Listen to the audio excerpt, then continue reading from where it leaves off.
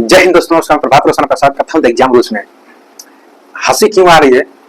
हंसी इसलिए आ रही है क्योंकि जब दो लोगों के बीच में जब तीसरा आता है ना, जब दो लोगों के बीच में तीसरा आता है वो बिना मतलब का, तो वह घूम की तरफ पिसा जाता है। वही हाल हुआ है आज अब ईरान का। भाई, जब इजराइल और हमास में लड़ाई चल रही है अपने अस्तित्व को लेकर के, अपने विवादों को लेकर के, अपने जमीन को लेकर के, अपने धर्म को लेकर के, अपने लोगों को लेकर के, तो क्या ईरान का जाना जरूरी था? वहां पे ईरान का जाना जरूरी था? जरूरी नहीं था। देखो, जब दुश्मन आपसे मजबूत हो तो गलती भी हो ना, तो वहां से माफी मांग के, गलती हो या न हो, वहां से चुपचाप कान पकड़ो और धीरे से हट जाना चाहिए। और जब अपना खुद को मजबूत बना लो तब जाओ उसके पास, फिर देखते हैं किसमें कितना है दम। तो एक चीज होना चाहिए था ईरान और अमेरिका के बीच में, लेकिन ईरान ने क्या किया? इजराइल और हमास के बीच में खुद को डाल दिया। भाई, जब उस दोनों में लड़ाई चल रही है तो तुमको जाने की जरूरत पड़ी क्या? आवश्यकता पड़ी ही क्या? ऐसी नहीं जाना चाहिए था। और तुम उस मोड़ पे गए जब तुम 9 जगह परमाणु परीक्षण करने का अपना पूरा ढांचा तैयार कर रहे थे। कम से कम रुक गए होते 2, 3, 4, 5 साल तो परमाणु बम तुम्हारे पास भी हो जाता, परमाणु मिसाइल हो जाती। तो अमेरिका क्या, इजराइल क्या, चाहे रूस या रसिया, भारत क्या, कोई भी तुम्हारे पास तुमको हमला करने नहीं आता। लेकिन तुम्हारी ऐसी बेवकूफी है कि भाई तुम कर गए, और जब कर गए तो झेलो, क्या करना है। अब आप सोचो कि ये है, मान लो वर्ल्ड मैप में, मैं इसमें वर्ल्ड मैप को दर्शाता हूं। इधर एशिया हो गया, ठीक, इधर हो गया आपका यूरोप, इधर हो गया आपका अफ्रीका, इधर हो गया उत्तरी अमेरिका, इधर हो गया दक्षिणी अमेरिका। अब सोचो कि बंदा यहां से जाकर के यहां मारा, एशिया बना लो, यहाँ पे यूरोप, यहाँ इतना बनेगा, ठीक है। अब देखो बंदा इजराइल यहाँ पर है, अब इतना दूरी पे जाकर के मारा है। वो भी मारा कैसे है?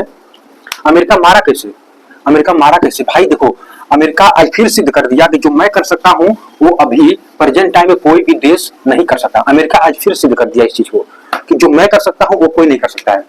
बताओ, यहां से जाकर वहां मारा, और मारा कैसे? मान लो कि ये अपना ईरान है। अब ईरान में 9 जगह परमाणु परीक्षण का जो है ढांचा तैयार किया गया था, ठीक है, ढांचा तैयार किया गया था।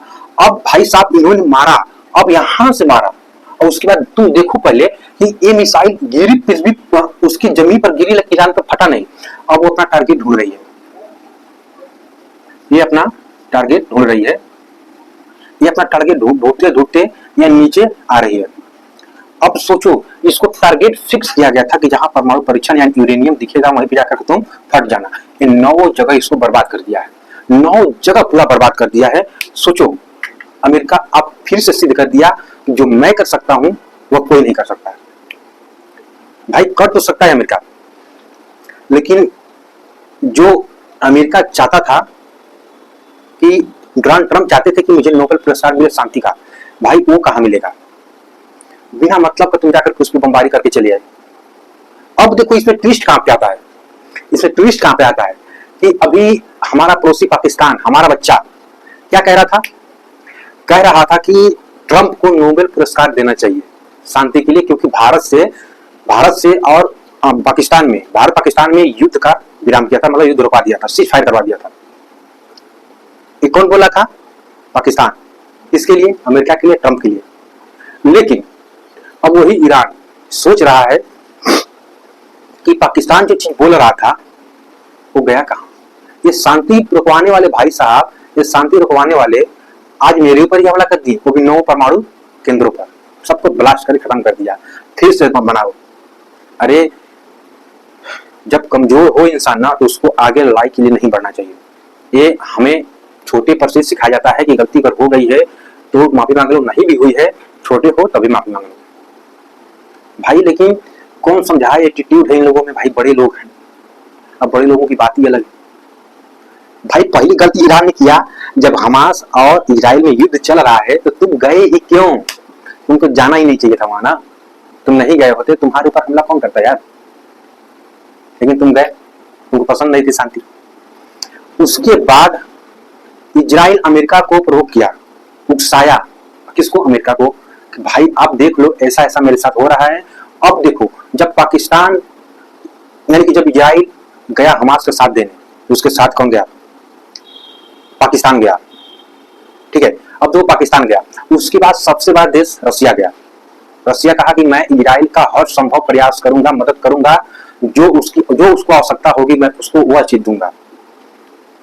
अब सोचो कि मतलब उधर यूक्रेन से लड़ा हुआ है वो, और उधर से इसको मदद भी करेगा, और उधर अमेरिका यूक्रेन को फंसाया हुआ है, बड़े बड़े बम वर्षक जहाज देकर के, फाइटर देकर के। सोचने वाली चीज ये है किसमें कि भाई लड़ाई किसी भी हद तक जाकर के चीजों का समझौता या शांति नहीं है। पहले ही शांति कर लेते तो इतना बड़ा नुकसान नहीं होता। अगर पहले ही सोच लेते, जो आज सीज फायर किए हो, जो आज ईरान सीज फायर किया है, ये चीज पहले ही कर लेता तो शायद उसके 9 परमाणु केंद्र अब तक बचे रहे होते और वह अपने तैयारियों को धार देता।